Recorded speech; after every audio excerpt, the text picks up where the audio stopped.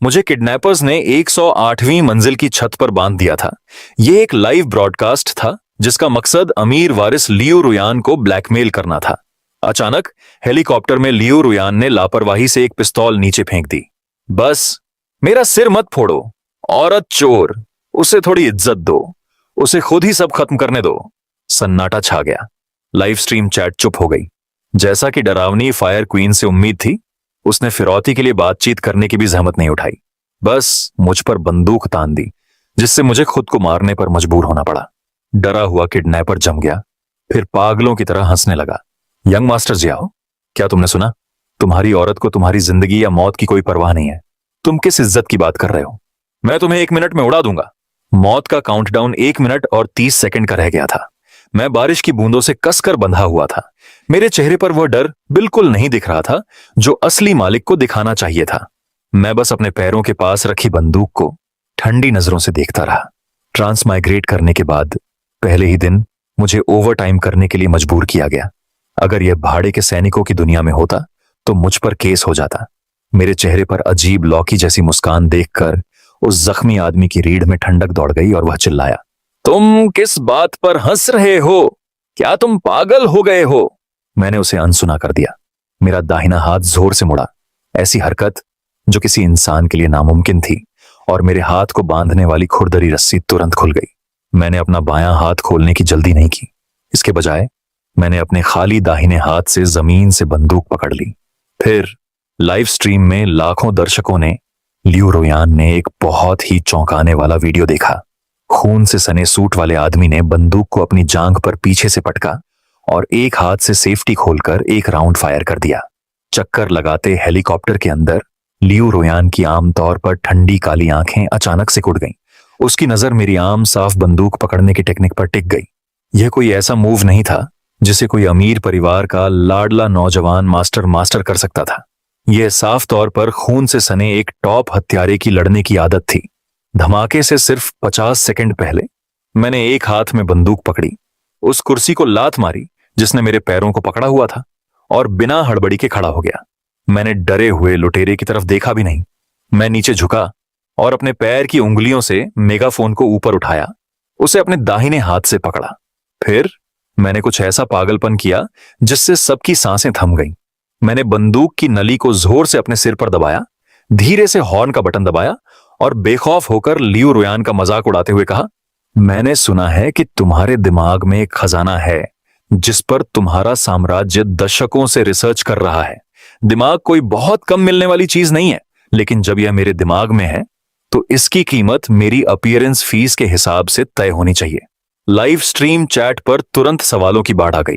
यह आदमी असल में लियो रुयान को ब्लैकमेल करने के लिए अपने दिमाग का इस्तेमाल कर रहा था। मैंने बंदूक ताइयांग झू की तरफ तान दी, अपने बगल में हैरान जख्मी आदमी को देखा और गुस्से से कहा, लुटेरे, लियो को किडनैप कर लो। ये इतनी जरूरी चीज है और तुम सिर्फ 500 मिलियन चाहते हो। ये लियो परिवार की बेइज्जती है। जख्मी किडनैपर की उंगलियां जो डेटोनेटर पकड़े हुए थीं, बेकाबू होकर कांपने लगीं। उसने अनगिनत लोगों को किडनैप किया था, उन्हें घुटनों पर भीख मांगते और अपनी पैंट गीली करते देखा था, लेकिन उसने कभी किसी को बंदूक दिखाकर धमकाते और फिर यह शिकायत करते नहीं देखा था कि कीमत बहुत कम है। तुम असल में क्या चाहते हो? किडनैपर की आवाज डर से कांप रही थी। तुम्हें और पैसे देने होंगे। मैंने अपने सूखे होंठ चाटे। अगर यह 5 बिलियन से कम हुआ तो हम सब एक साथ मर जाएंगे। हम दोनों में से किसी को 1 पैसा भी नहीं मिलेगा। लियो रुयान का हाथ थोड़ा फड़क उठा। उसकी नजर 30 मीटर दूर मेरी नजर से मिली। वो बागी घमंडी आंखें, उन आंखों में वो हिम्मत कहां थी जो आम तौर पर होती है। जिंदगी और मौत के प्रति बस एक घमंडी बेपरवाह रवैया बचा था। सिस्टर यान, ज़्याओ लिंग युआन जरूर पागल हो गया होगा। उसने लियो रुयान की आस्तीन पकड़ने के लिए हाथ बढ़ाया। जी झुओ चिल्लाई, मैं पागल हो रही हूं। लियो रुयान अपना सिर भी नहीं घुमा सकी। फुर्ती से उसके छूने से बचती रही। वह ठंडी जांचती हुई नजर मुझ पर टिकी रही। इंटरेस्टिंग, जो कभी आसानी से कुचली जा सकने वाली चींटी थी। उसने अचानक अपने नुकीले नुकीले दांत दिखा दिए। 15 सेकंड बचे थे। बम की बीप बज गई। स्कारफेस पूरी तरह टूट गई। वह यह सब सिर्फ पैसे के लिए कर रही थी। लाइव स्ट्रीम के दौरान लियो रुयान को बेइज्जत करना चाहती थी, लेकिन उसने कभी नहीं सोचा था कि उसका सामना एक जिंदा यम से भी ज्यादा पागल आदमी से होगा। तेरे की पागल, मैं तुझे अपने साथ ले जाऊंगी। स्कारफेस पूरी तरह पागल हो गई, उसकी उंगलियां बुरी तरह। मैंने लाल बटन दबाया। मौत के काउंटडाउन में 10 सेकंड बचे थे। टाइम खत्म हो गया था। बातचीत का सवाल ही नहीं उठता था। मैंने हल्के अफसोस के साथ आह भरी और बेपरवाही से कंधे उचका दिए। अगले ही पल मेरी कनपटी पर लगी बंदूक की नली ने अचानक दिशा बदल दी। बिना निशाना लगाए, सिर्फ 10 साल की गोलीबारी से सीखी अपनी ताकत पर भरोसा करते हुए, तेज गोली ने हेलीकॉप्टर पर बैठे रेड कॉलर वर्कर की आवाज दबा दी। तेज रफ्तार घूमती गोली ने ठीक उस घायल आदमी की कलाई को भेद दिया जिसके हाथ में डेटोनेटर था। डेटोनेटर उसके हाथ से उड़ गया। घायल आदमी को चीखने का भी टाइम नहीं मिला कि स्क्रीन पर गर्म खून लाल हो गया। फिर मौत जैसा सन्नाटा छा गया। खून से सनी छत पर सीन जम गया। मैंने ठंडी नजरों से हवा में हेलीकॉप्टर को देखा। मेरे होंठों पर एक मुस्कान थी। हेलीकॉप्टर के अंदर लियू रोयान की गहरी काली आंखें उसी पल सिकुड़ गईं जब उसने किडनैपर को गिरते देखा। वह मेरे निशानेबाजी से नहीं, बल्कि जिस बेरहम शांति से मैंने ट्रिगर दबाया, उससे हैरान थी। ऐसा लग रहा था जैसे इंसानी जिंदगी बेकार हो। वह किसी सुरक्षित युवा मास्टर की नजर नहीं थी, वह उससे भी ज्यादा बेरहम थी। एक टॉप टियर शिकारी की नजर। उसके थोड़े से हैरान पल में मेरी कमर पर रखा बम, हालांकि डीएक्टिवेट हो गया था, तुरंत नहीं फटा। इसके बजाय उससे और भी तेज, ज्यादा तेज चीख निकली। ब्लास्ट होने का सिग्नल। लियो रुयान ने इस अचानक हुए बदलाव को नोटिस भी नहीं किया था। उसके शरीर ने उसके दिमाग से पहले रिएक्ट किया। तुम नहीं जा सकती, उसके पीछे बॉडीगार्ड घबराकर चिल्लाया। लियो रुयान ने उसे नजरअंदाज कर दिया। कांपते हुए क्रैब लॉर्ड की तरफ देखा तक नहीं। एक जोरदार छलांग के साथ उसने हेलीकॉप्टर के दरवाजे से इमरजेंसी एग्जिट पकड़ लिया। लाखों ऑनलाइन लोगों की हैरान कर देने वाली निगाहों के नीचे यह फायर किंग, जो एक बड़े अंधेरे साम्राज्य को कंट्रोल करता था और इंसानी जिंदगी को मिट्टी की तरह समझता था, बिना किसी हिचकिचाहट के कई मीटर ऊपर से हेलीकॉप्टर से कूद गया। उस पल मैं कोने की तरफ दौड़ा, धमाकों के लिए इकलौती और सबसे सुरक्षित ब्लाइंड स्पॉट। जैसे ही मैं कोने पर पहुंचने वाला था, आसमान से एक काली आकृति उतरी। बूम! लगभग उसी समय मेरी कमर पर लगा टाइम बम फट गया, जिसने तुरंत पूरी छत को अपनी चपेट में ले लिया। शॉक वेव से मेरा शरीर जोर से कोने से टकरा गया। हालांकि टूटी हड्डियों का जो तेज दर्द होने की उम्मीद थी, वह नहीं हुआ। मेरे शरीर पर लगे बम को लियू रुयान ने किसी तरह निष्क्रिय करके दूर फेंक दिया था। उसने मुझे उस छोटी सुरक्षित जगह पर कसकर ढक रखा था। जिले के अंदर सख्त मलबे ने उसकी पीली त्वचा को चीर दिया और खून ने तुरंत उसकी काली शर्ट पर दाग लगा दिया, लेकिन उसने मुझे जरा भी नुकसान नहीं पहुंचाया। पता नहीं कितने समय बाद लू नियान हथियारों की एक जोड़ी को लेकर लड़खड़ाते हुए और टूटे फूटे खंडहरों में रेंगते हुए पहुंची। जब उसने शहर की दीवार के कोने का नजारा देखा तो वह इतनी डर गई कि बोल नहीं पाई। उसका पति, जिसे बहुत ज्यादा मायोसोफोबिया था और जरा से छूने पर ही भड़क जाता था, अब उस आदमी को जोर शोर से बचा रहा था जिससे वह अपने नीचे सबसे ज्यादा नफरत करती थी। औरत की पीठ खून से सनी हुई थी, जबकि आदमी का एक भी बाल नहीं कटा था। लू नियान ने सोचा कि अगर ज्याओ लिंग युआन मारा नहीं भी गया होता तो भी उसे यह नजारा देखकर डर जाना चाहिए पे था। लेकिन मैंने धीरे से लियू रुयान के नीचे से अपना आधा सिर बाहर निकाला। धूल और खून से सने उसके चेहरे पर कोई घबराहट या डर नहीं था। मैंने अपने सुन्न कंधों को हिलाया, उसकी बाहों से रेंग कर बाहर निकला और उस औरत को देखा जिसने अभी अभी मेरी जान बचाई थी। लियू, मिस, हालांकि आपने मेरी जान बचाई। मैं रुका, फिर अपनी उंगली से अपने खून को छुआ, यह देखते हुए कि आपने इन दो मोलभाव वाली चीजों को बचाया है। आपको लियू परिवार को अपनी आधी दौलत देनी होगी। चलो इस डील को आसान बनाते हैं। अपने 28 सालों में मैं पहला आदमी हूं जिसने नर्क के राजा को चुनौती देने की हिम्मत की, यहां तक कि मेरी जान बचाने वाले से उसकी आधी दौलत भी ऐंठ ली। लियू रुयान ने मुझे ऐसी नजरों से घूरा जैसे जान निकल जाए। तुम्हारी हिम्मत मुझे चैलेंज करने की। मुझे जरा भी गुस्सा नहीं आया। इसके बजाय मैंने आराम से अपने सूट पर हाथ पोंछे। मैं लायक हूं या नहीं, क्या मिस लियू के पास प्लेन से कूदते समय जवाब नहीं था। मैं खड़ा हुआ, अपने कटे हुए हाथ का सहारा लिया, खुद को झाड़ा और लियू रुयान की तरफ देखे बिना उसके पास से गुजरकर अभी भी कांप रही लू नियान के पास गया। क्या मैं एक लाइटर उधार ले सकता हूं? मैंने अपने आप लू नियान के सूट की जेब से एक लाइटर निकाला, फिर कहीं से एक चपटी सिगरेट निकाली और अपने मुंह में डाल ली। मैंने उसे जलाया नहीं, बस अपने दांतों में दबा लिया। मैं तुमसे पीछा छुड़ाऊंगा, हाई प्रेशर से राहत पाने के बाद यह मेरी प्रोफेशनल आदत है। लू नियान पूरी तरह से हैरान रह गई। अपने आप अपनी जवान मालकिन की तरफ देखने के लिए मुड़ी। लियू रुयान ने मेरी बहुत घमंडी पीठ को घूरा। उसका मैनिक सिर दर्द, जो उसे सालों से परेशान कर रहा था, फिर से शुरू हो गया। उसने लू नियान से फुसफुसाकर कहा कि मुझे मेन घर वापस ले चलो। पेई परिवार की हवेली के मेन हॉल में हवा में एक लो प्रेशर वाला माहौल था। सभी नौकरों और बॉडीगार्ड्स ने अपनी सांस रोक रखी थी। जोर से सांस लेने की भी हिम्मत नहीं हो रही थी। जी झुओ एक कस्टम मेड वेलवेट सोफे पर बैठी थी। उसके हाथ में गर्म चाय का कप था और वह कांप रही थी। उसने अभी अभी हेलीकॉप्टर में धमाका देखा था और अब वह एक डरी हुई कमजोर लड़की का रोल निभा रही थी। उसके दिमाग का सिस्टम पागलों की तरह वार्निंग दे रहा था।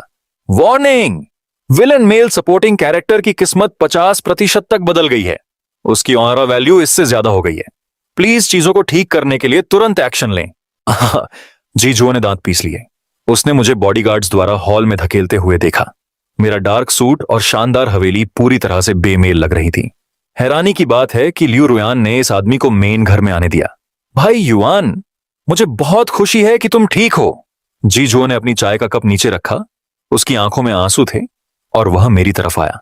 सिस्टर यान अभी तुम्हें बचाने वाली थी, लेकिन जैसे ही जीजू मेरे पास आई, उसका पैर अचानक अजीब तरह से मुड़ गया। सिस्टम का वजन और पावर एक्टिवेट हो गई और उसका बैलेंस बिगड़ गया। हालांकि उसका मुक्का ठीक मेरे सिर पर था। उसने सोचा, अगर मैं ये खतरनाक मेल सपोर्टिंग कैरेक्टर आज खुद को खरोंच कर मार डालूंगी तो लियू रुयान मुझे जरूर कचरे की तरह बाहर फेंक देगा। दूसरी मंजिल पर घुमावदार सीढ़ियों पर लियू रुयान अपनी पीठ के घाव का इलाज करवाकर ऊपर से यह सीन देख रही थी। उसका सिर दर्द लगभग खत्म होने वाला था और उसकी नजर धुंधली हो रही थी, लेकिन उसने इसे रोकने के लिए कुछ नहीं कहा। वह देखना चाहती थी कि छत पर अपने नुकीले दांत दिखाने वाला यह आदमी इस घटिया घरेलू पावर स्ट्रगल से कैसे निपटेगा।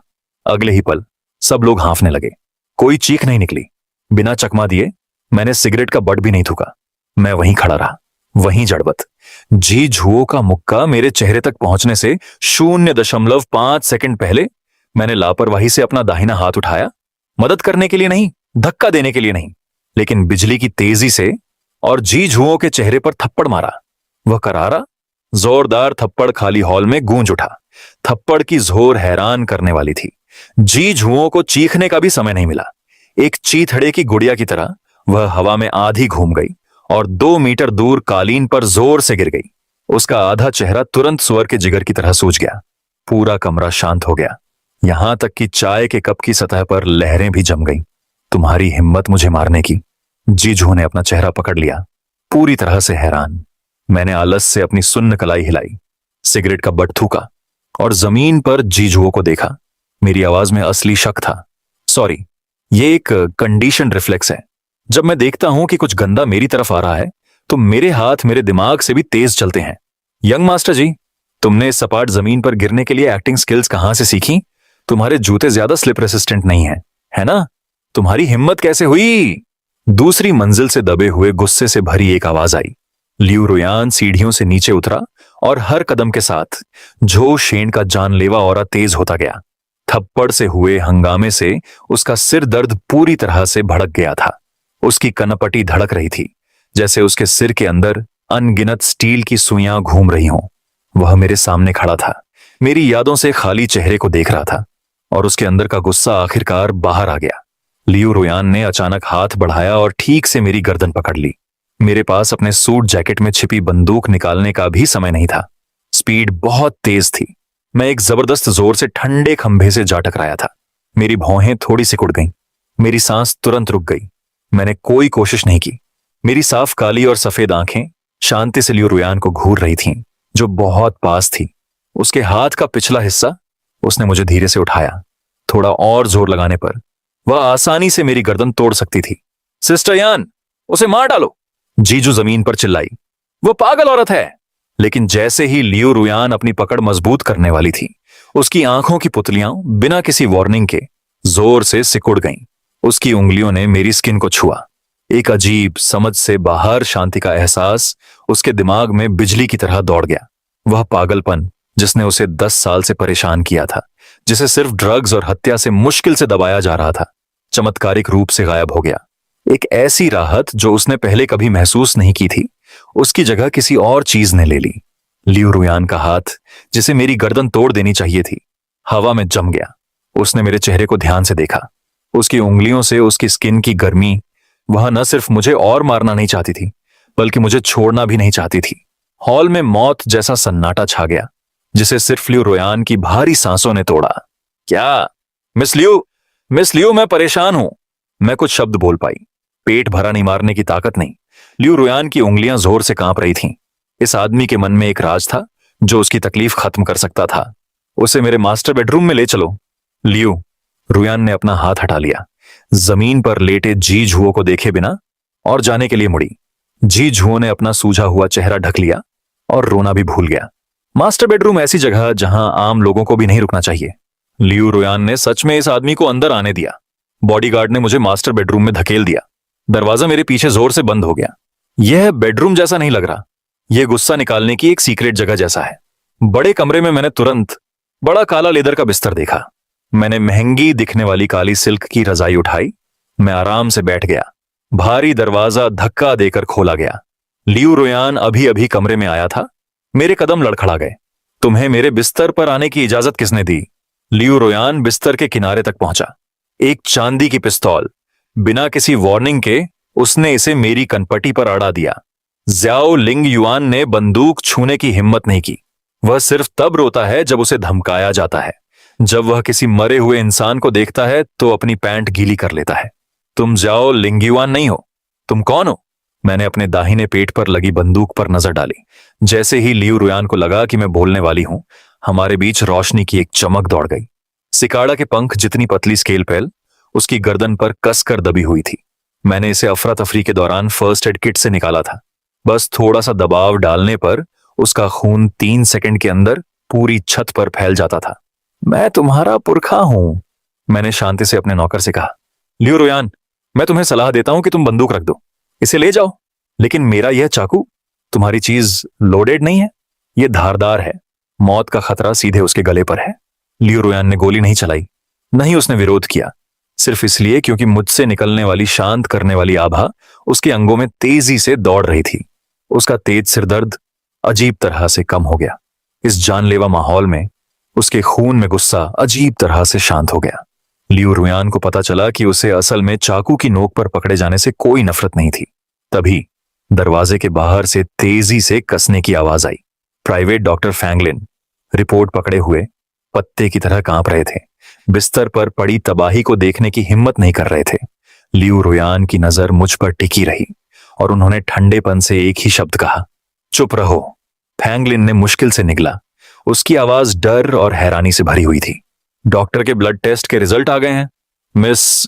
उसकी muscle density, nerve reaction speed और बोन लोड बेयरिंग कैपेसिटी सब बताते हैं कि वह बिल्कुल भी नॉर्मल आदमी नहीं है। इस बीच एनेक्स के एक गेस्ट रूम में जीजो एक रूह कंपा देने वाली मुश्किल से गुजर रहा था। उसके दिमाग में एक ठंडी मैकेनिकल आवाज गूंजी, चेतावनी, जरूरी मेल सपोर्टिंग कैरेक्टर ज़्याओ लिंग युआन का कैरेक्टर बुरी तरह से गिर गया है। वर्ल्ड लाइन डेविएशन रेट 15% से ज्यादा है। तुरंत सबसे ऊंची सजा शुरू करो। जीजो दर्द से चिल्लाया, चुप रहो। लेकिन आवाज ने एक और भी खतरनाक मिशन दिया। सजा का मिशन, मारने के लिए उधार का चाकू इस्तेमाल करो। ज़्याओ लिंग युआन को व्हाइट टाइगर हॉल के अंडरग्राउंड कसीनो में फुसलाओ, जो लियू परिवार का सबसे बड़ा दुश्मन है। उसे पूरी तरह खत्म करने के लिए गिल्ड लीडर टैंग लाओसी की ताकत का इस्तेमाल करो। मिशन फेलियर, होस्ट की आत्मा को जबरदस्ती निकाल लिया जाएगा और पूरी तरह से खत्म कर दिया जाएगा। जीजुओं की सांसें अचानक एक जैसी हो गईं। उसे पता था कि उसके पास बाहर निकलने का कोई रास्ता नहीं है। अगली सुबह मैंने नाश्ता किया ही था कि जीजुओं चिड़िया के घोंसले के सूप का कटोरा लेकर आया। उसकी आंखें लाल थीं। कल जो हुआ वह सब मेरी गलती थी, उसने धीमी और चुपके से कहा, जैसे कोई टॉप सीक्रेट जानकारी शेयर कर रहा हो। जीजा जी, आपका यह बुरा काम तो बस दिखावा है। मैं आपकी मदद करने आया था। वह चुपके से मेरे पास आते हुए फुसफुसाया, मैंने अपने पापा से सुना है कि लियू परिवार के सबसे बड़े दुश्मन व्हाइट टाइगर हॉल ने हाउजेनेटिंग कसीनो में 300 मिलियन कैश छिपा रखा है। आज रात कैश गिनने का दिन है और सिक्योरिटी वाले बहुत रिलैक्स हैं। जी जो के बोलने के बाद वह अपनी आंख के कोने से मेरे रिएक्शन को देखता रहा। मैं बिना किसी एक्सप्रेशन के रहा, बस चाकू की नोक से टेबल टॉप को हल्के से छूता रहा। बस दफा हो जाओ। मैंने उसे दूसरी बार देखने की भी जहमत नहीं उठाई। जी झुओ मेरा बेपरवाह बर्ताव देखकर एकदम से जम गया। उसकी रीढ़ की हड्डी में ठंडक दौड़ गई। क्या वह डरा नहीं था? वह बेरहम व्हाइट टाइगर गैंग था। उसके जाने के बाद मैंने लापरवाही से खंजर वापस टेबल पर फेंक दिया, जिससे खनकने की तेज आवाज आई। किसी और से गंदा काम करवाना यह तरीका शर्मनाक था, लेकिन मछली को पानी से बाहर फेंकना थोड़ा आसान था। मेरे पास सच में पैसे की कमी थी। 300 मिलियन, न ज्यादा न कम। स्टार्टअप कैपिटल के तौर पर बिल्कुल सही। दूसरा, मैं लियू रुयान की लिमिट्स को टेस्ट करना चाहता था, यह देखने के लिए कि क्या वह मुझे बचाने के लिए उस जानी पहचानी फीलिंग से प्रेरित थी या एक औरत के पॉजिटिवनेस से। तीसरा और सबसे जरूरी एक बात मैंने नोटिस की, यह कंफर्म करने के बाद कि बंदूक एकदम सही काम कर रही है, मैं बिना किसी को पता चले मेन घर से निकल गया। मैंने गैराज में रखी कोई भी लग्जरी कार नहीं चलाई। मैंने दिहाओ जेनेटिक मीटिंग प्लेस के लिए एक राइड हेलिंग सर्विस को कॉल किया। उसी समय लियू ग्रुप के टॉप फ्लोर ऑफिस में लू नियान ने दरवाजा खोला। उसकी आवाज में झिझक थी। मिस्टर, वह 1 घंटे पहले पिछले दरवाजे से निकल गया। उसने टैक्सी ली। लोकेशन शहर के पश्चिम में दिहाओ जेनेटिक दिखा रही थी। लियू रुयान, जो अपनी भौहें सिकोड़ रही थी, अचानक रुक गई। तुमने कहां कहा था? दिहाओ जेनेटिक, व्हाइट टाइगर हॉल के पुराने ड्राइवर का इलाका। ऑफिस में तुरंत सन्नाटा छा गया। लियू रुयान बिना किसी भाव के खड़ी हो गई। वह हथियार रखने वाली कैबिनेट की ओर गई और पाया कि लॉक 19 चला गया है। वह अचानक हंस पड़ी, लेकिन उस हंसी में एक भयानक आग छिपी थी। यह आदमी पूरी तरह से मौत को दावत दे रहा था। अकेले शेर की मांद से भागने की हिम्मत कर रहा था। उसे खुद पर और भी गुस्सा आ रहा था कि उसने इस अधर्मी आदमी के साथ इतना बुरा साथ महसूस किया। उसके होंठों पर एक ठंडी मुस्कान आ गई। कार में बैठो, जाओ मेरे बात न मानने वाले पति की बॉडी ले आओ। वह रुकी, फिर बात बदल दी। जाओ पूरे दिहाओ जेनेटिक कसीनो की लाशें इकट्ठा करो। ज्यादा दूर नहीं। कसीनो के भारी लोहे के पहिए जोर से खुल रहे थे। मैं धुएं वाले कॉरिडोर में घुसा। मुझे कार में सुनी मैकेनिकल आवाजें याद आ रही थीं। टारगेट कसीनो में बहुत अंदर तक घुस गया था। मेरे मारने का सक्सेस रेट 67% था। कितना अजीब है यह घटिया जाल। क्या वे सच में मुझे बेवकूफ समझते हैं? काले कपड़ों में एक हट्टे कट्टे आदमी ने मेरा रास्ता रोक लिया। बाहर निकलो, यह जगह तुम्हारे लिए नहीं है। मैंने उससे बहस करने की जहमत नहीं उठाई। मैंने 10,000 युआन की एक चिप निकाली, उसे झटका और चिप उस हट्टे कट्टे आदमी की भौहों के बीच एक दबी हुई आवाज के साथ लगी। मैंने मौका देखकर वीआईपी रूम का महोगनी का दरवाजा धक्का देकर खोला। मैं यहां अपने 300 मिलियन लेने आया हूं। तुम सही जगह आए हो। कमरे के अंदर भाई ब्याओ जुए की टेबल के पीछे सिगार पी रहा था और उसने मुझे बिन बुलाए मेहमान को ठंडे अंदाज में देखा। जब तुम यहां हो तो ताश बांट लो। मैंने एक कुर्सी खींची और बैठ गया और लापरवाही से 10,000 युआन की चिप जुए की टेबल के बीच में फेंक दी। बस 10 सेकंड बाद झोंक ब्याओ के माथे से ठंडा पसीना टपक रहा था। सिर्फ उन 10,000 युआन से मैंने चिप्स को पूरे 70 मिलियन में बदल दिया। उसने गुस्से में दहाड़ते हुए टेबल पर मुक्का मारा। उसने धोखा दिया, मार डालो उसे। अगले ही सेकंड 7 या 8 काली बंदूक की नालें मेरी ओर चलीं, लेकिन मैंने पलक तक नहीं झपकाई।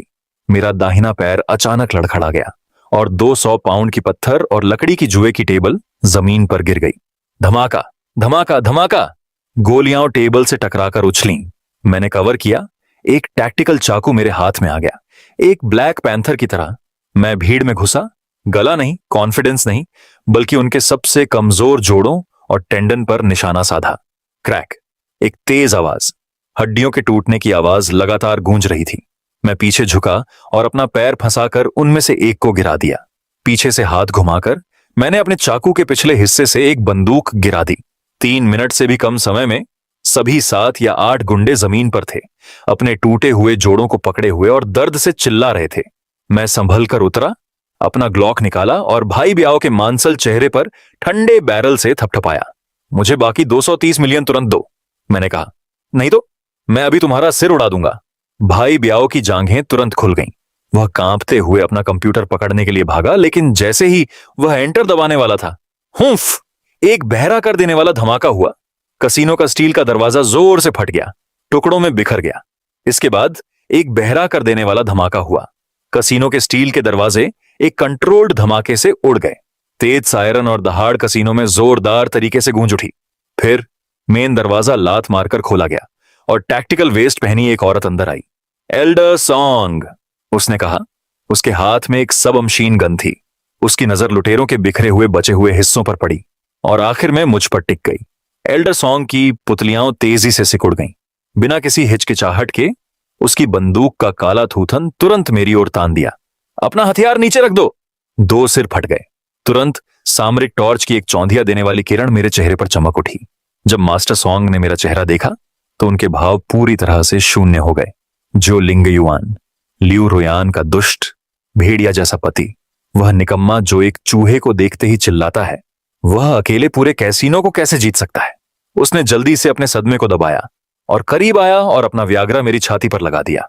मैंने 3 तक गिना, बंदूक नीचे कर दी। 3, 2। ऑफिसर सॉन्ग, अगर मैं आपकी जगह होता तो मैं अपने ऊपर व्याग्रा नहीं तानता। मैंने उनकी उल्टी गिनती को बाधित किया। अगर मैंने गोली चलाई तो 80% चांस है कि रिकोशे हुई गोली तुम्हारे पीछे वाले आदमी को लगेगी जिसे अभी तक लियांटाई नहीं मिला है। मास्टर सॉन्ग कांप उठा। उसने पीछे मुड़कर देखा। सच में उसने एक नए ऑफिसर को देखा जो रिकोशे करती गोली की ट्रेजेक्टरी के सामने पूरी तरह से खुला हुआ था। वह तुरंत चौंक गया। उस आदमी ने एक ही सेकंड में अपने असॉल्ट फॉर्मेशन में जानलेवा कमी को पहचान लिया। उसने कभी सोचा भी नहीं था कि मैं गोलियों की ट्रेजेक्टरी और प्रोबेबिलिटी को इतनी अच्छी तरह से कैलकुलेट कर सकता हूं। यह साफ तौर पर लड़ाई की गर्मी में सीखी गई टॉप टियर टैक्टिक्स थी। तभी मेरे दिमाग में अचानक एक मैकेनिकल इलेक्ट्रिक आवाज गूंजी। पनिशमेंट मिशन, किसी और को मारकर प्रोग्रेस अपडेटेड। मेरा सक्सेस रेट 67% है। मेरे होंठों के कोने पर एक ठंडी मुस्कान आ गई। जिस ब्रेन डेड सिस्टम को मैं अनइंस्टॉल कर रहा था उसे अब भी लग रहा था कि सब कुछ कंट्रोल में है। बदकिस्मती से पैसे मिलने से पहले ही पुलिस पहले आ गई। मास्टर सॉन्ग की आंखें पूरी तरह बदल गईं। तुम कौन हो? उसे नजरअंदाज करने की चेतावनी देने से लेकर उसे एक दुश्मन की तरह देखने तक वह आगे बढ़ा और मेरी कलाई पर झपटा जिस पर बंदूक थी। लेकिन जैसे ही उसकी उंगलियां मुझे छूने वाली थीं, धमाका, एक बहरा कर देने वाला धमाका हुआ जो पुलिस बम से 100 गुना ज्यादा खतरनाक था। दर्जनों भारी बख्तरबंद ऑफ रोड गाड़ियां चुपचाप वे पुलिस बैरिकेड तोड़ते हुए अंदर घुस गईं। इसके तुरंत बाद प्राइवेट कमरे के बाहर से सैकड़ों बंदूकों के कॉक होने की आवाज गूंजी। बॉडीगार्ड्स का एक बड़ा झुंड स्वॉट टीम को घेरते हुए अंदर आया। अगले ही पल लियू रुयान तेज रोशनी के बीच कमरे में घुसा। उसके हाथ में अभी भी धुआं उगलती MP5 सब मशीन गन थी। उसकी नजर ब्लेड की तरह तेज तुरंत उस बड़े हाथ पर टिक गई जिससे सॉन्ग ये मेरी कलाई पकड़ रहा था। लियू रुयान ने कुछ कहने की जहमत नहीं उठाई। उसने एक हाथ से MP5 उठाई जिसका काला थूथन बिना किसी झिझक के सॉन्ग ये के माथे की ओर इशारा कर रहा था। सॉन्ग ये को अपनी रीढ़ की हड्डी में ठंडक महसूस हुई। उसे अंदर से पता चल गया था कि लियू रुयान सच में गोली चलाना जानती है। उसने अचानक मेरा हाथ छोड़ा, अपनी सब मशीन गन उठाई और लियू रुयान से भिड़ गया। लियू रुयान, तुम्हें क्या चाहिए? लियू रुयान ने उसे नजरअंदाज किया। मेरे पास आई। उसकी आवाज भारी थी जैसे बर्फ के टुकड़ों में लिपटी हो। एक बंदूक। मैंने उसके चेहरे पर देखा जो तबाह करने को तैयार था। सीन बहुत डरावना था, लेकिन कोई बड़ी मुसीबत बनने के बजाय उसने ग्लॉक सीधे उसकी हथेली में फेंक दी। प्रेसिडेंट लियू सच में बहुत काबिल है। बुरा हुआ मेरे 300 मिलियन अभी तक आए भी नहीं है। किसे पता था कि लियू रुयान ने मुझे पूरी तरह से नजरअंदाज कर दिया। बस बंदूक अपने पीछे लू यान को फेंक दी। सबकी हैरान नजरों के नीचे खुद को रोकते हुए शब्दों के इस जीते जागते राजा ने अकेले ही $1 मिलियन की सील हटा दी, जिससे मैं सिर से पैर तक पूरी तरह बेइज्जत हो गया। मास्टर सॉन्ग की बंदूक पर पकड़ और मजबूत हो गई। लियू रुयान, उसने 1 दर्जन से ज्यादा लोगों को घायल कर दिया है। मुझे उसे इन्वेस्टिगेशन के लिए वापस ले जाना होगा। लियू रुयान ने मेरा कॉलर ठीक किया। उसका बड़ा हाथ धीरे से मेरी पीठ सहला रहा था। वह धीरे से मास्टर सॉन्ग की तरफ देखने लगा। उसके होंठों पर एक ठंडी मुस्कान थी। ऑफिसर सॉन्ग, मेरे पति आधी रात को टहलने निकले थे। क्या तुम मुझ जैसे किसी को अरेस्ट करने की हिम्मत कैसे करोगे? लियू रुयान ने मास्टर सॉन्ग की चेतावनी को पूरी तरह से नजरअंदाज किया और मुझे ले जाने के लिए मुड़ा। रुको, मैंने बिना किसी दिखावे के उसकी बाहों में हाथ डाला। उसने अपना आधा सिर बाहर निकाला, अपने आसपास सैकड़ों बंदूकों को पूरी तरह से नजरअंदाज करते हुए जमीन पर पड़े भाई ब्याओ को ध्यान से घूर रहा था। मिस्टर लियू, मैंने अभी तक अपने 300 मिलियन का पेमेंट नहीं किया है। मैं इतनी दूर यूं ही नहीं आया हो सकता। कमरे में मौत जैसी खामोशी छा गई। स्वॉट ऑफिसर्स ने एक दूसरे को देखा। इस आदमी ने अभी अभी एक गैंग के ठिकाने पर छापा मारा था, जिसमें 1 दर्जन से ज्यादा लोग घायल हो गए थे। 1 दर्जन से ज्यादा लोगों को अपाहिज बना दिया। और अब जब पुलिस उस पर बंदूकें तान रही थी, तो उसका पहला रिएक्शन पैसे वापस मांगना था। लियू रुयान ने मेरी हिसाब किताब वाली आंखों में देखा। उसकी कनपटियां धड़क रही थीं। उसने थोड़ा सिर घुमाया। उसकी ठंडी बर्फीली आंखें भाई ब्याह पर टिकी थीं। 300 मिलियन, प्रिंसिपल और इंटरेस्ट। कल सूरज डूबने से पहले डब्ल्यू से खुद लियू परिवार तक पहुंचाने को कहो। अगर एक भी पैसा कम हुआ तो मैं खुद जाकर उसके बूढ़े आदमी को पकड़ लूंगा। जैसे ही उसने बोलना खत्म किया, सैकड़ों बॉडीगार्ड अपने आप एक रास्ता बनाने के लिए अलग हो गए। फिर हमारे जाने के बाद जल्दी से एक इंसानी पुल बनाने के लिए इकट्ठा हो गए, जिससे पुलिस का पीछा पूरी तरह से खत्म हो गया। प्योर ब्लैक लॉन्जरी के अंदर फोटो खींचने वाला बैरियर धीरे धीरे ऊपर उठा और कार में हवा का प्रेशर तुरंत बढ़ गया। जैसे ही मैं बर्फीली गहराई में उतरा, खून की एक गाढ़ी तीखी गंध चुपचाप हवा में भर गई। लियू रुयान की पीठ का घाव फिर से खुल गया था और खून तेजी से उसकी सफेद शर्ट को भिगो रहा था। लेकिन मैंने ऐसे बर्ताव किया जैसे कुछ हुआ ही ना हो। अपनी जेब से कुछ मुड़े हुए नोट निकाले। 80 मिलियन युआन जो मैंने यूं ही जमा कर लिए थे। 1 नोट, 2 नोट।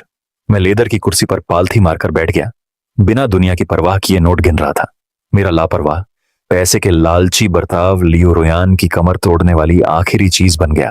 किसी जंगली जानवर की तरह जो बहुत गुस्से में हो, वह आगे झपटा, मेरी कलाई पकड़ी और मुझे नोटों समेत कुर्सी के पीछे पटक दिया। लियू रुयान, तुम्हें क्या हुआ है? मैंने भौहें चढ़ाई।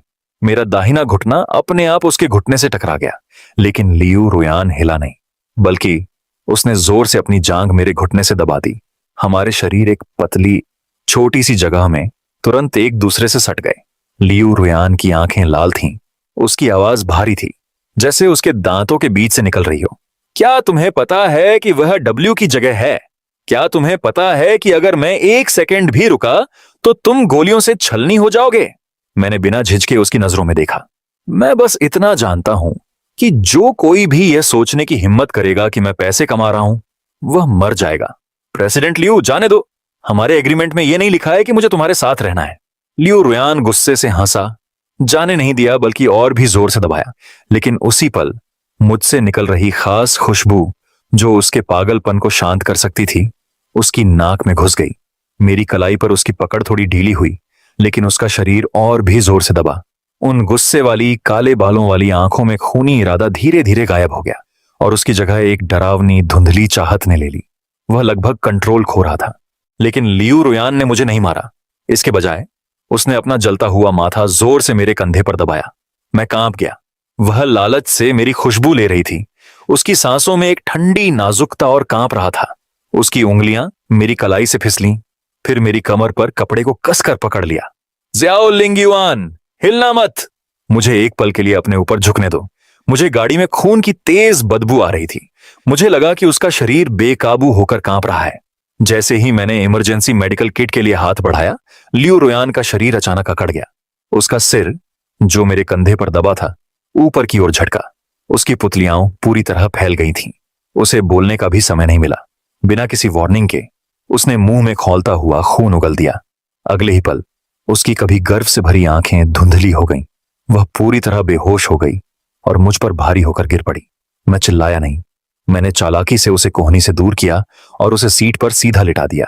मैंने उसकी खून से सनी शर्ट फाड़ दी, जिससे उसकी पीठ पर खुला घाव दिखाई दिया। वापस हवेली की ओर। तेज चलाओ, मैंने ड्राइवर को ऑर्डर दिया। मेरी आवाज बर्फ जैसी ठंडी थी। आगे की सीट पर बैठे ड्राइवर ने मुझे धक्का दिया और कार तुरंत तेज हो गई। मैंने अपना खून से सना कैनवस बैग उठाया, हथेली जितनी बड़ी फील्ड फर्स्ट एड किट निकाली और एक हाथ से पट्टी फाड़कर सीधे उसकी सबसे ज्यादा खून बहने वाली जगह पर दबा दी। वह बेहोशी की हालत में कराह रही थी। उसका शरीर अपने आप लड़ने की कोशिश कर रहा था। ठीक से रहो, अगर तुम मर गई तो मुझे ये 3 निशान कौन देगा?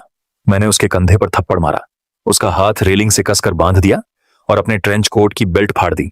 20 मिनट बाद लियू परिवार की हवेली के दूसरे बेसमेंट फ्लोर पर एक बहुत तेज धमाके की आवाज गूंजी।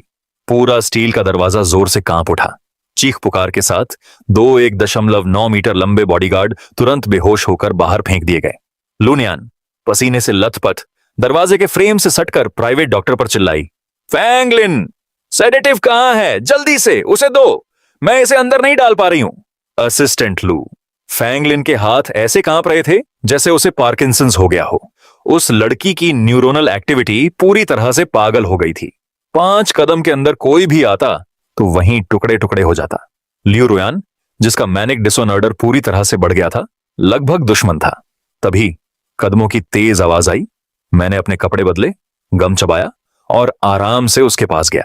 सर, लुनियान ने कहा, जैसे कोई तिनका पकड़ रही हो, और धड़ाम से मेरे सामने घुटनों के बल बैठ गई। प्लीज उस लड़की को बचा लो, वह तुम्हें बचाते हुए बुरी तरह घायल हो गई थी। तुम्हारी खुशबू उसे सुकून दे सकती है। मैंने उसकी तरफ देखा, अपनी जीभ से एक बुलबुला फुलाया और वह फूट गया। मैं कोई जानवरों का डॉक्टर नहीं हूं, मैंने मजाक उड़ाया। वह पूरी तरह से बेवफा हो गई है। तुम चाहते हो कि मैं अंदर जाकर मर जाऊं? लुनियान ने निराशा में दम तोड़ दिया, लेकिन मेरा ऐसा करने का कोई इरादा नहीं था। आखिर मेरे एटीएम को अभी भी कुछ मेंटेनेंस की जरूरत थी। मैं आगे बढ़ा और फैंगलिन के हाथ से ट्रैंक्विलाइजर छीनकर ऑर्डर दिया।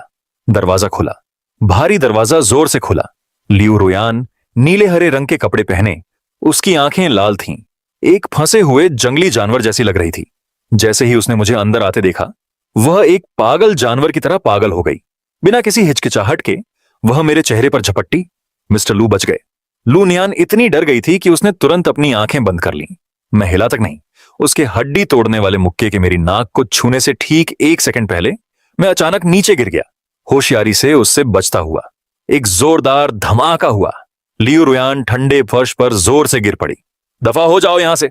मैंने दांत भींचे, अपने दाहिने हाथ में सिरिंज को कसकर पकड़ा और बिना किसी हिचकिचाहट के ठंडी सुई ठीक उसकी गर्दन की नस में घुसा दी। दवा तेजी से उसके खून में इंजेक्ट कर दी गई। 1 सेकंड, 2 सेकंड। लियू रुयान का जोर जोर से लड़ता हुआ शरीर इंच इंच करके ढीला पड़ गया।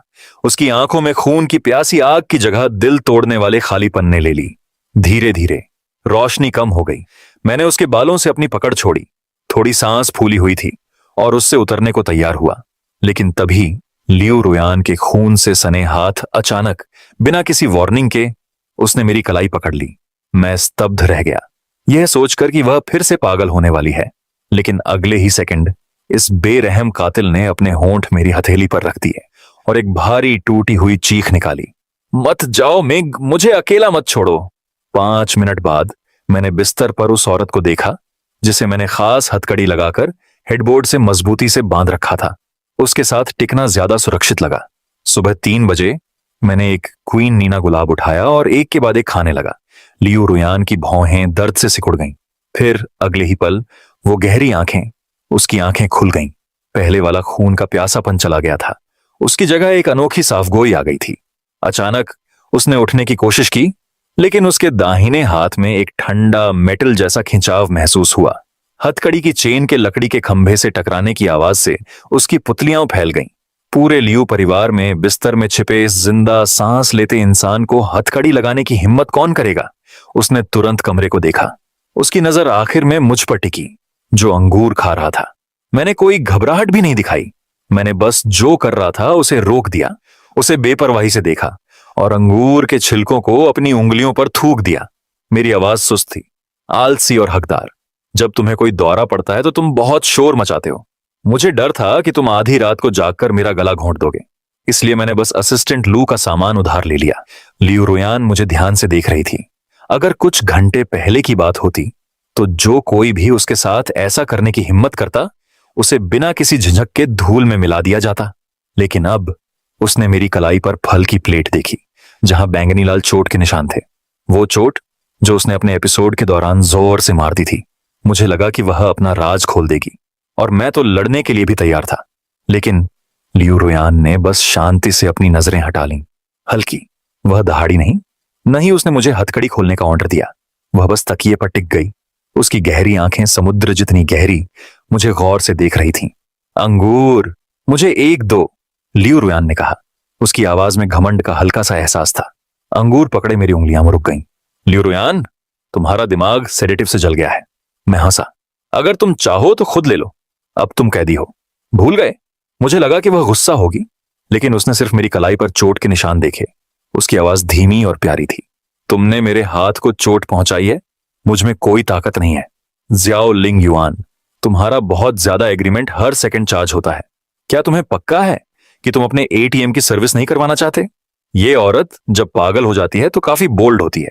मैंने एक अंगूर लिया, बेड के पास गया, लियू रुयान को देखा और अंगूर को अपने कसकर बंद होठों पर रख लिया।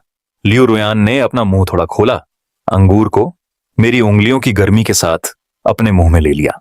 इस बहुत ही कंफ्यूज और टेंशन वाले माहौल में बेड साइड टेबल के सीक्रेट कंपार्टमेंट में छिपा मेरा एनक्रिप्टेड सैटेलाइट फोन अचानक एक छोटा वाइब्रेशन कर गया। यह सबसे ऊंचे लेवल का रेड अलर्ट था। मेरा एनक्रिप्टेड सैटेलाइट फोन, जो मेरे बेड साइड टेबल के एक सीक्रेट डिब्बे में छिपा था, अचानक थोड़ी देर के लिए वाइब्रेट हुआ। यह सबसे ऊंचे लेवल का रेड अलर्ट था। मेरी आंखें तुरंत चमक उठीं, उनमें जानलेवा इरादा था। मैं तुरंत मुड़ा, लियू रुयान की तरफ पीठ करके उसका नजारा ब्लॉक करते हुए, और तेजी से फोन उठा लिया। एक मैसेज जिसे 1 महीने बाद इंटीग्रेट किया जाना था, धीरे धीरे स्क्रीन पर आया। होश में आओ, डार्क वेब पर $1 और का इनाम। डब्ल्यू ऑर्गेनाइजेशन ने तुम्हें ढूंढ लिया है। डब्ल्यू ऑर्गेनाइजेशन की नाक सच में बहुत तेज है। उन्होंने लियू फैमिली विलेज को इतनी जल्दी ढूंढ लिया। तभी बिस्तर पर लेटी लियू रुयान मेरी पीठ को ध्यान से देख रही थी। जैसे ही मैं मुड़ा, उसे मुझसे निकलने वाली जानलेवा आभा की गंध आ गई। तुम क्या देख रहे हो? मैंने जवाब नहीं दिया। इसके बजाय मैंने तकिए के नीचे से चाबी निकाली, बिना उसकी तरफ देखे उसे फेंक दी और कहा, खुद खोलो, मरने का नाटक मत करो, तुम इतने नाजुक नहीं हो। मैंने ड्रेसिंग रूम का दरवाजा खोला, लियू रुयान का एक बड़ा काला ट्रेंच कोट उठाया और पहन लिया।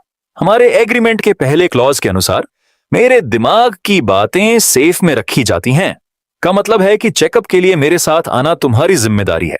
चलो मिस्टर लियू। लियू रुयान ने चाबी उठाई और एक हाथ से हथकड़ी खोली। उसकी हरकतें तेज और असरदार थीं। उसने अपनी थोड़ी सख्त दाहिनी कलाई को मोड़ा। उसकी नजर मेरी पीठ पर पड़ी, जो ट्रेंच कोट में लिपटी हुई थी। इस आदमी ने न सिर्फ पहले की फ्लर्टिंग को सीरियसली नहीं लिया, बल्कि बेशर्मी से उसे अपना ड्राइवर बनाकर इधर उधर घुमाया।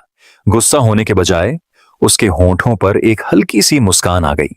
आधे घंटे बाद लियू परिवार के घर के अंडरग्राउंड पार्किंग गैराज में लियू रुयान खुद गाड़ी चला रही थी, बिना किसी बॉडीगार्ड के भी। यह अजीब था, लेकिन लू नियान ने एक भी सवाल पूछने की हिम्मत नहीं की। कार के अंदर लियू रुयान अचानक बोली, वर्म फोन, उसका एनक्रिप्शन लेवल मिलिट्री ग्रेड का है। मैंने लापरवाही से जवाब दिया, प्रेसिडेंट लियू की नजर अच्छी है, यह मेरी एक्स गर्लफ्रेंड का गिफ्ट था, यह काफी काम का है। लियू रुयान का पैर एक्सीलरेटर पर अचानक रुक गया। उसने तेजी से अपना सिर घुमाया। उसकी आवाज ठंडी थी। जियाओ लिंग युआन, बेहतर होगा कि तुम सच बताओ। मुझे खुद तुम्हारा सिर फोड़ने में कोई दिक्कत नहीं है, नहीं तो देखते हैं अंदर क्या है।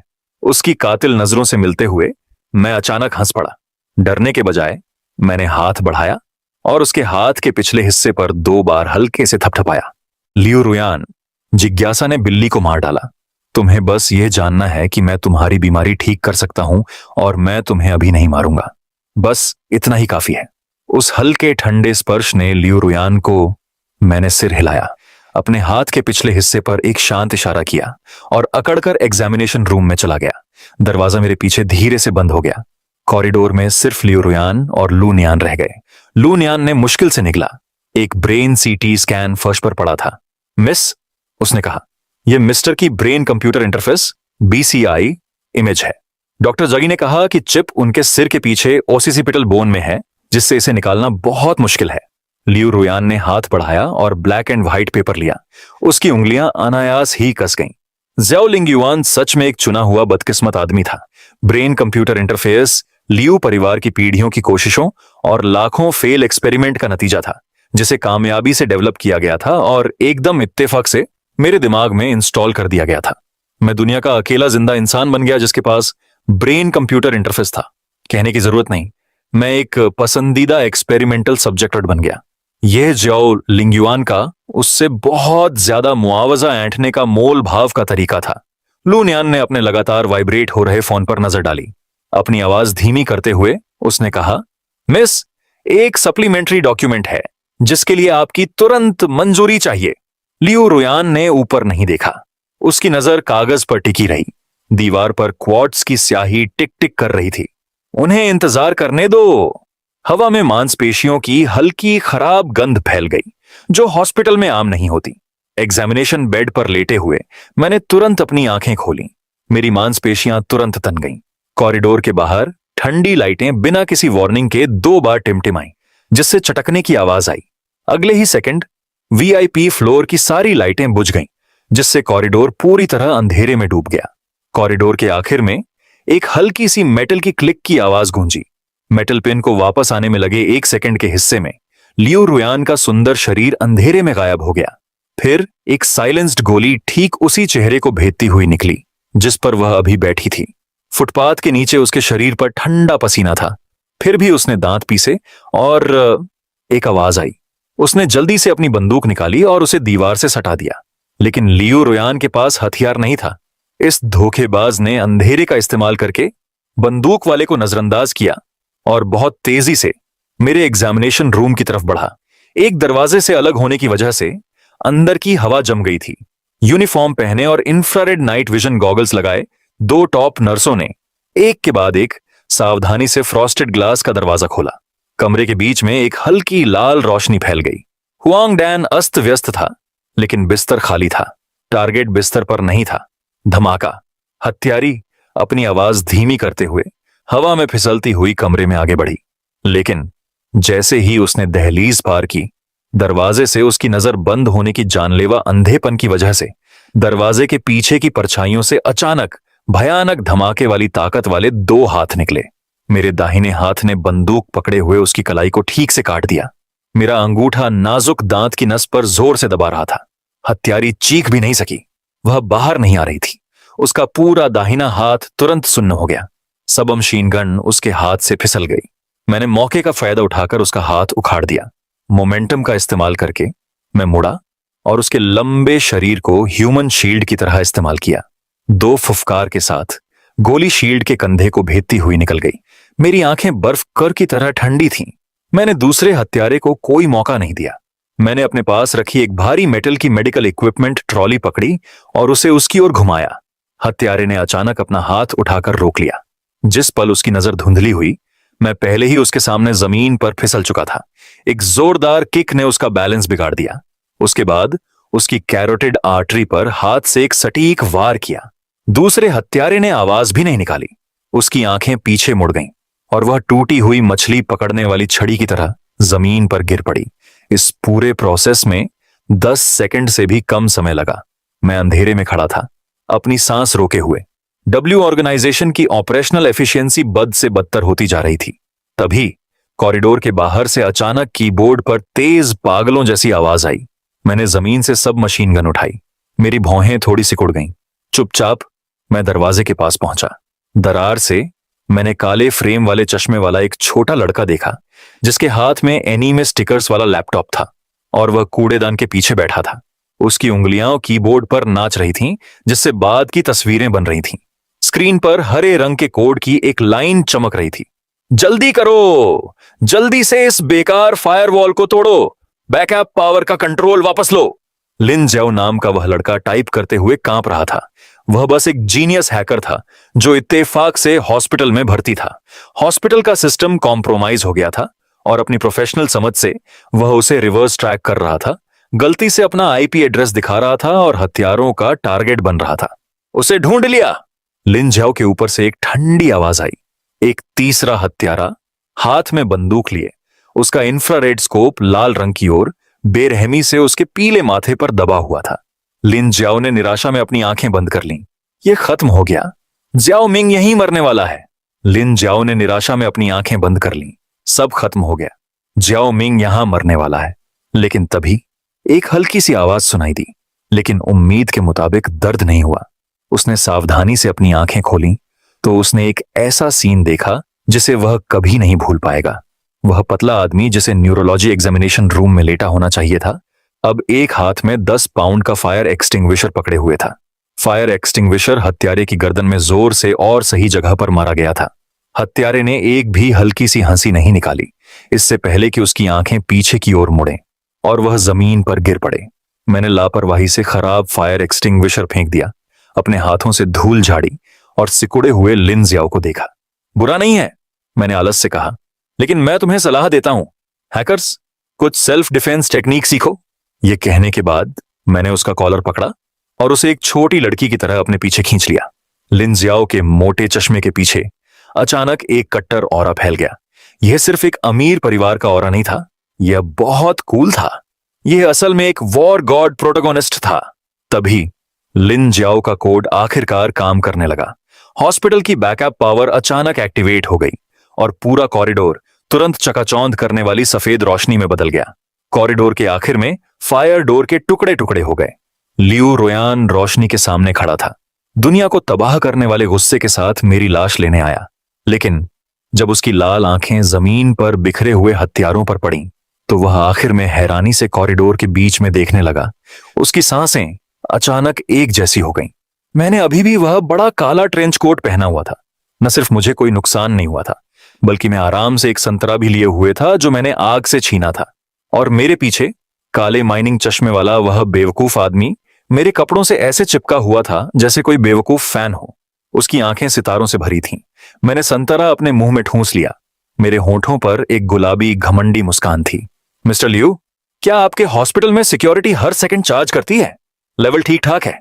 लिन जियाओ, लाखों का जीनियस हैकर, मुझे गौर से देख रहा था।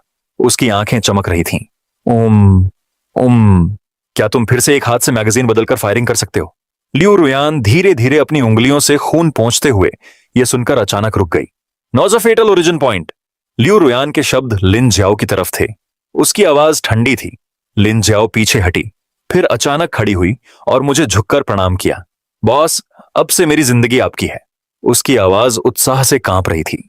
मैं अपने सारे फायरवॉल पासवर्ड आपके बायोमेट्रिक्स में बदल दूंगा। आप मेरे 25,000 ग्लोबल बॉटनेट का इस्तेमाल अपनी मर्जी से कर सकते हैं। जब तक आप मुझे अपने पीछे आने देंगे, मैं आपके लिए सारी ट्रैफिक लाइट भी हैक कर सकता हूं और हथियारों से लैस हेलीकॉप्टर भी बुला सकता हूं। तभी लू नियान एक टूटा हुआ कम्युनिकेटर पकड़े हुए दौड़ा। उसने जमीन पर पड़ी तबाही पर नजर डाली, फिर खुद को संभाला और लियू रोयान के पास गया। मिस बयान, मिल नहीं रहा। ये लोग डार्क वेब पर सबसे ऊंचे लेवल के घोस्ट आईपी का इस्तेमाल कर रहे हैं। सुराग पूरी तरह से कट गए हैं। लियू रोयान की जॉलाइन अचानक सिकुड़ गई। वह जमीन पर पड़े हत्यारे को देखने के लिए मुड़ा। उसके हाथ के पिछले हिस्से पर चोट के निशान एक एक करके दिखाई देने लगे। यह उसके पागलपन की शुरुआत थी। लू नियान डर के मारे आधा कदम पीछे हट गया। तेज खट्टापन सीधे उसके सिर तक गया। उसने उसे अपने मुंह में डाला और जबरदस्ती उस बड़े को अपने दिमाग में दबा लिया। मैं इसे ढूंढ सकता हूं, लिंग जियाओ ने अचानक सोचा। उसने अपनी मॉडिफिकेशन नोटबुक निकाली और अपनी तर्जनी उंगली से कीबोर्ड पर जोर से टैप किया। फिजिकल तबाही को ठीक किया जा सकता है, उसने टाइप किया और तेजी से सोचा। रिले स्टेशन को बाएं पास करते हुए बचा हुआ विंड बैग, कांच का डिस्गाइज बॉक्स पकड़ा और उस कोड की स्ट्रिंग का आखिरी हिस्सा ढूंढ लिया। लू नियान ने आंखें फाड़कर देखा और पास झुका, लेकिन एक भी अक्षर समझ नहीं पाया। आखिरी पेमेंट का रास्ता रोक लिया गया था। इसमें सबसे पुराने बिटकॉइन वॉलेट का इस्तेमाल किया गया था। लिंग जियाओ ने मजाक उड़ाया, यह सोचकर कि यह एकदम सही है। उसने एंटर की को जोर से दबाया। इसे मेरे लिए तोड़ दो, एक जोर की आवाज के साथ लू नियान ने अचानक अपनी आंखें चौड़ी की और यकीन न होने पर अपना चेहरा रगड़ा। यह कैसे हो सकता है? उसकी आवाज पूरी तरह बदल गई। स्क्रीन की ओर इशारा करते हुए उसकी उंगलियां कांप रही थीं। सिस्टम से एनालाइज किया गया पता स्क्रीन पर आया। आउचेंग, चीन, कमरा नंबर 1, लियू फैमिली विला के ईस्ट साइड। वह जगह किसी और की नहीं बल्कि जीझुओ की थी। वह आदमी जो मरी हुई चींटी के लिए भी माफी मांग लेता था, वह आदमी जिसे लियू परिवार के बड़े बुजुर्ग कायरो मानते थे। उसने डार्क वेब पर सबसे ऊंचे लेवल का किल ऑर्डर देने की हिम्मत की। टारगेट मेरी जान थी और मेरे दिमाग में मौजूद टेक्नोलॉजी। खिड़की के बाहर बिजली कड़क रही थी। आसपास की हवा ठंडी लग रही थी। लियू रोयान का चेहरा शांत था। उसके हाथ पर हल्की बर्फ जमी और उसके अंदर जान लेने का जज्बा जाग उठा। जैसे ही वह अपनी काली बरेटा निकालने वाला था, एक हल्के ठंडे हाथ ने धीरे से उसके हाथ के पिछले हिस्से को छुआ। मेरी उंगलियां हल्के से उसकी उंगलियों के बीच फिसल गईं, जिससे बंदूक निकालने का उसका मूवमेंट जबरदस्ती रुक गया। मैंने अपना सिर नहीं घुमाया, लेकिन मेरे होठों पर एक ठंडी मुस्कान आ गई। मिस्टर लियू, घरेलू हिंसा गैर कानूनी है, लेकिन क्या बेसमेंट में वह कांच का कमरा जहां आप सांप रखते हैं अभी भी खाली है? मिस्टर लियू, घरेलू हिंसा गैर कानूनी है, लेकिन क्या नीचे सांप रखने वाला वह कांच का घेरा अभी भी खाली है? 1 सेकंड। जी झुओ घमंडी था। उसके महंगे ऑनलाइन हथियारों ने मुझे गोलियों से छलनी कर दिया होगा। अगले ही सेकंड दरवाजा लात मारकर गिरा दिया गया। इससे पहले कि वह कुछ कर पाता, काले कपड़े पहने बॉडीगार्ड्स ने उसे सोफे से उठा लिया। जी झुओ गुस्से से चिल्लाया, मैं एक खास मेहमान हूं जिसे ओल्ड मास्टर लियू ने खुद बुलाया है। मुझे छूने की हिम्मत कौन करेगा? हालांकि बॉडीगार्ड्स ने ऐसा दिखाया जैसे उन्होंने उसकी आवाज नहीं सुनी हो और उसे घसीटते हुए एनेक्स की दूसरी मंजिल पर ले गए। कॉरिडोर के आखिर में उसके सामने एक पूरा बुलेट प्रूफ कांच का घेरा दिखाई दिया। अंदर जांग से भी मोटे 1 दर्जन से ज्यादा सुनहरे अजगर थे। लूनियान ने मुझे अंदर जाने का इशारा किया। यंग मास्टर जी झुओ तुरंत डर से पीला पड़ गया। नहीं नहीं, सिस्टर यान मुझे बचाओ। बॉडीगार्ड ने उसे कचरे की तरह कांच के कमरे में फेंक दिया। चेतावनी, होस्ट की QI वैल्यू बहुत ज्यादा गिर गई है। सिस्टम एनर्जी दांत तोड़ने वाले तरीके से खींची जा रही है। अभी बचा हुआ 9% 8। वह पहले घमंडी मैकेनिकल आवाज अब डरावनी निराशा लिए हुए थी। कांच की दीवार के बाहर मैं आराम से सूरजमुखी के बीज तोड़ रहा था। वे अंदर जितने ज्यादा जले हुए थे, मैं उतनी ही तेजी से उन्हें तोड़ रहा था। लेकिन मेरे बगल में लियू रुयान, उसकी नजर 1 सेकंड के लिए भी जी झुओ पर नहीं टिकी, लेकिन मुझे देखती रही। यह आदमी बेरहम और नशेड़ी है, बस यही चाहता है। लेकिन क्या तुम्हें बुरे सपने आने से डर नहीं लगता? लियू रुयान की आवाज प्यार से भरी थी। मैंने अपना सिर घुमाया और लिपटे हुए सूरजमुखी के बीज वाले आदमी को उसकी हथेली पर थपथपाया। फिर मैंने माइक्रोफोन दबाया। यंग मास्टर जी, कोने में मत छिपो। तुमने प्रेसिडेंट लियू के खून से सने पालतू जानवर को कुचल दिया। तुम इसकी भरपाई के लिए क्या इस्तेमाल करोगे? जी झुओ अचानक कांच पर झपटा। जाओ लिंग युआन, तुम पागल हो। जी झुओ चिल्लाया। उसका चेहरा दर्द से मुड़ गया। दादा लियू तुम्हें ऐसा करने नहीं देंगे। लेकिन मैं और देखने के लिए बहुत आलसी था और बस माइक्रोफोन बंद कर दिया। बहुत शोर है, लाइट बंद कर दो, सांपों को भी सोना होता है। अंधेरा छा गया। जी झुओ की चीखें कांच के कमरे में पूरी तरह से शांत हो गईं। पहली मंजिल पर लिफ्ट के दरवाजे खुल गए। लियू रुयान बोलने ही वाली थीं कि लिफ्ट के गेट पर दुबकी हुई लिंगजियाओ ने मुझे देखा और चमकती आंखों से तुरंत मेरी तरफ दौड़ी। उन्होंने अपने बगल में खड़ी शानदार लियू रुयान को पूरी तरह नजरअंदाज किया और चुपके से मेरे पास आईं। बॉस, मैंने जी झुओ के बड़े फाइनेंशियल नेटवर्क का पता लगा लिया है और आपका छिपा हुआ ओवरसीज अकाउंट ढूंढ लिया है। Encryption level international military grade का है और अकाउंट में बिल्कुल भी पैसे नहीं है। रास्ते से हट जाओ। लियू रुयान की ठंडी आवाज सुनकर लिंगजियाओ कांप उठी और लगभग घुटनों के बल बैठ गईं। लेकिन मैंने बिना किसी तहजीब के लियू रुयान को धक्का दे दिया। प्रेसिडेंट लियू, पहले आओ पहले पाओ, समझे नहीं? लगातार 3 गलत इनपुट। यह कंप्यूटर 10 मीटर के दायरे में नेटवर्क स्टेशन के साथ एक मिलिट्री ग्रेड वायरस से सीधे खत्म हो जाएगा। लियू रुयान ने सख्ती से चेतावनी दी। एक गलत टाइप करके देखो। लिंगजियाओ की उंगलियां हवा में जम गईं, तेजी से टाइप करते हुए। लेकिन मैंने अपना सिर घुमाया। मेरी उंगलियां कीबोर्ड पर तेजी से टाइप कर रही थीं। एंटर। स्क्रीन चमकी। अकाउंट अनफ्रीज हो गया था। उसमें सच में कोई पैसा नहीं था, सिर्फ एक कोऑर्डिनेट कोड और एक टॉप सीक्रेट इंटरनेशनल अंडरग्राउंड हथियार तस्करी का रूट मैप था।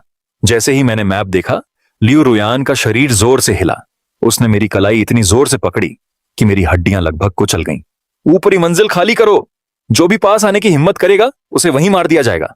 अगले ही पल लियू रुयान मुझे लिफ्ट में घसीट कर ले गई, सीधे तीसरी मंजिल पर मास्टर बेडरूम की ओर। जैसे ही दरवाजा बंद हुआ, लियू रुयान और रुक नहीं सकी।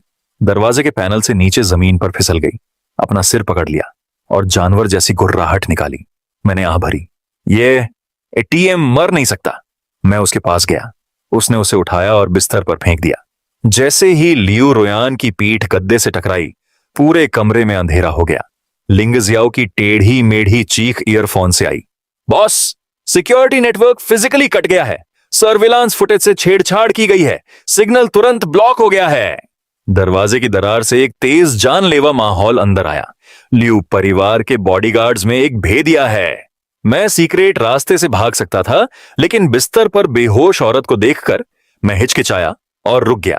इसे बुरी किस्मत समझो, इसे अपने प्रोटेक्शन मनी का पेमेंट समझो। मैं अचानक मुड़ा। मैंने एक पत्थर और एक लकड़ी का डंडा पकड़ा और उसे बुलेट प्रूफ कांच की दीवार पर दे मारा। कांच नहीं टूटा, लेकिन टक्कर से हवेली में शॉकवेव फैल गई। एक तेज अलार्म तुरंत बज उठा, जिससे लूनियान की लोकेशन का पता चला। इसके तुरंत बाद मैंने बेड साइड टेबल से एक स्टन गन निकाली। अपनी सांस रोकी और खुद को दरवाजे के फ्रेम से सटा लिया। 3 सेकंड बाद भारी लकड़ी का दरवाजा लात मारकर खोला गया। 3 काले लोग भूतों की तरह आगे बढ़े। लीडर मिलिट्री बायोनेट लिए सीधे बिस्तर पर लियो रुयान की ओर बढ़ा।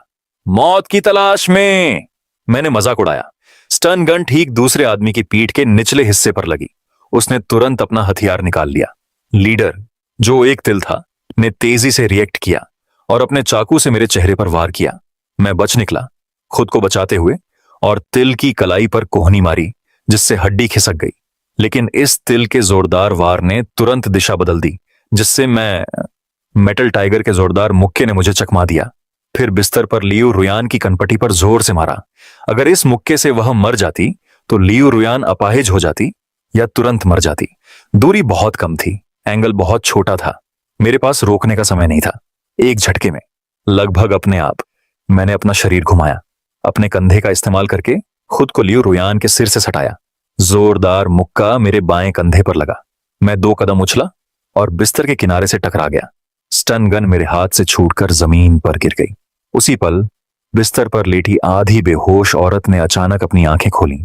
उसकी लाल पुतलियां मेरे पीले शरीर पर टिकी थीं। उसकी खून की प्यासी भावनाएं पूरी तरह जाग गईं। लियो रुयान ने उस तिल की कलाई को कसकर पकड़ा और उसे तेजी से उल्टी दिशा में घुमाया। सफेद हड्डी का सूप उसकी स्किन में चुभ गया। उसने पिघले हुए तिल को जोर से उसके सीने में पटक दिया, जिससे वह दीवार से टकरा गया। कॉरिडोर के बाहर लगा सिग्नल जैमर उसी पल जबरदस्ती तोड़ दिया गया। न्यान बॉडीगार्ड्स के साथ कमरे में घुसी और उसने तिल पर बंदूकें तान दी। लियो रुयान बिस्तर के पास आई, मेरे झुके हुए बाएं कंधे को छूने का इरादा किया, लेकिन उसकी उंगलियां अचानक रुक गईं। अंडरवर्ल्ड की वारिस जो अपने नंगे हाथों से हड्डियां तोड़ सकती थी, उसने मुझे छूने की हिम्मत नहीं की। मैं अभी मरा नहीं हूं, मैंने ठंडी मुस्कान दी। मेडिकल खर्च वापस कर दो। अगले ही पल लियो रुयान अचानक नीचे झुकी और मुझे उठने में मदद की और आराम से दरवाजे की तरफ चल दी। लियो परिवार के अंडरग्राउंड मेडिकल रूम में डॉक्टर फैंग, जो वहां 10 साल से काम कर रही थी, को पहली बार ऐसा लगा जैसे वह मरने वाली है, क्योंकि सोफे पर बैठी लड़की अपने सामने पड़े कागज के टुकड़ों को ध्यान से देख रही थी। जैसे अगर बिस्तर पर लेटा आदमी भी मुंह बना ले तो आज उसका काम तमाम हो जाएगा। हड्डियां नहीं टूटी हैं, बस मामूली फ्रैक्चर और सॉफ्ट टिश्यू में चोट लगी है।